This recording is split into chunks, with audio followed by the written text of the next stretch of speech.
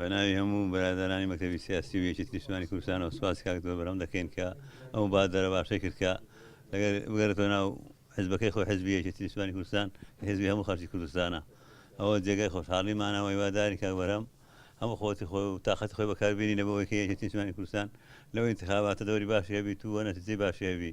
ئەمن بەخێرایی دەکەم جارێکی تریش و زۆر بەخێر بێت و مەسەلەی ئێمە ئەو ئیتفاقیە لەبینی یەکێتی و بەرادەرانی هاوپەیمانی ئەو ئیتفاقیە دژی هیچ کەسەی نییە، دژی هیچ داعشی نییە و دژی ئەوەیە کە دەیە کوردستان تێکدایانەش نیشتە ئەمە دەمانەوێت ماڵی کوردی ڕێخێنەوە ناو خۆمامدەوە بکەسوینە مرکزی بەغدا لەوێن دەرکە یەک دەنگویە گەڕنگبین و کاک بەرەم لێ بەستە شوێنێک کە لەوەی کاتت کە لایەنێکێتیەوە یانیان برادرانی تەشە ئینشاڵڵا بەبێ خەڵات بەڕێ دەکەنەوە.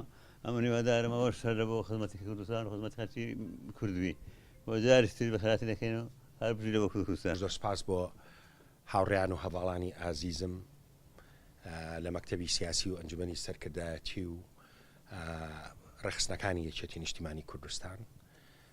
یەکێتی سەروەتێکی گەورەی نیشتیمانیە. یەکێتی نیشتیمانی کوردستان لە دامەزانیەوە کۆکەرەوەی کۆمەڵێک تێکۆشەر و خەڵکی داهێنەر و خەڵکی دڵسۆز بۆ ئایندەی ئەم نیشتیمانە.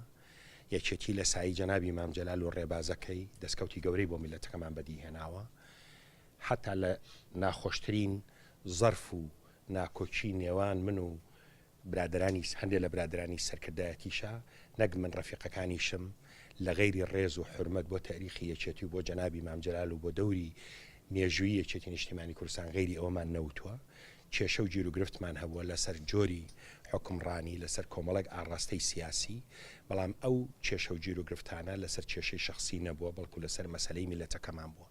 ئێستاش یەخستنەوەی هێز و تواناکانمان بە ئاڕاستەی چارەسەرکردنی کێشەکانی خەڵک کارێکی نیشتیمانیە. ڕاستە لای کۆمەڵی خەڵک جێگەی پرسیار و گومانە، بەڵام بە دڵنیاییەوە دەڵێم ئێمە لەسەر ئەو بەرنامەی جەنابی مام جەلال، ئەو ڕێبازەی جەنابی مام جەلال، ئەو ڕێبازە سەرەکی و ڕەسەنەی یەکێتی نیشتیمانی کوردستان بۆ خزمەتی خەڵکی کوردستان وە کۆکردنەوەی هەموو هێز و تواناکانی ناو یەکێتی و بگرە دەرەوەی یەکێتیش کاکۆسرەت بە کارێکی هەنووکەی خۆمانی ئەزانین. ئەمڕۆ یەکێتی لە هەموو کاتێ زیاتر پێویستی بە یەخستنەوەی هێز و تواناکانی هەیە و من بەسپاسەوە یەکێتی لە ماوەی ڕابردووە لە کۆبوونەوەی دوێنەیە منیان بربژێر کردووە بە نمایندەی یەکێتی نیشتیمانی بۆ پۆستی سەرۆک کۆمار. من سوپاسی ئەو هەواڵە ناکەم کە دەنگیان پێداوم، سوپاسی ئەو هەواڵە نەژەکەم کە دەنگیان پێنەداوم، چکە بێ ئەرچی سەرشانی منە نوێنەرایەتی هەمووتان کەم لەوە زیاتر بۆ ئەو جێگەیە لە بەغدا ئەگەر ئەو شەرەفم بێ بسپێرێت دەبێت نوێنەری هەموو خەڵکی کوردستان و هەموو هێزە کوردستانەکان بم. دڵنیام لەوەی جەنابت و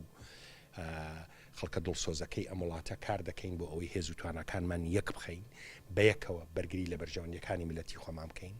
ئەمڕۆ کوردستان و عێراق بە دۆخێکی زۆر مەترسی داراتیە پەڕەکە، کۆمەڵێک پیلانجێڕی، کۆمەڵێک ئەگەری پڕمەترسی هەیە بە پەرتەوازەی ئەمەمان پێ ناکرێ. هەنگاوەکەش یەخستنەوەی هێزەکانی خۆمانە لە ناو یەکێتی نیشتیمانی کوردستان.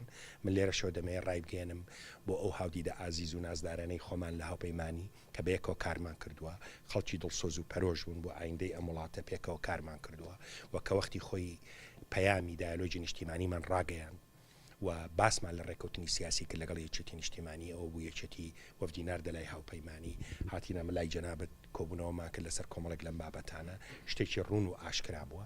هەموو مەبەستەکەش لەی یەخستنەوەی هێز و تواناکانمانە بۆ خزمەتی گەلەکەمان.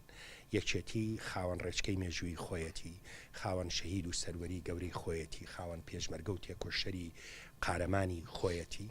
من دڵنیام لەوەی بەو تێز و بەو پەیامە دەتوانین ئەم هێز و توانانەمان بخەینە گەڕ بۆ خزمەتی میلەتەکەمان، بۆ چارەسەرکردنی کێشەکانی ئەم میلەتە، کێشەی ژیان، کێشەی گوزەران، کێشەی ئەمنی قەومیمان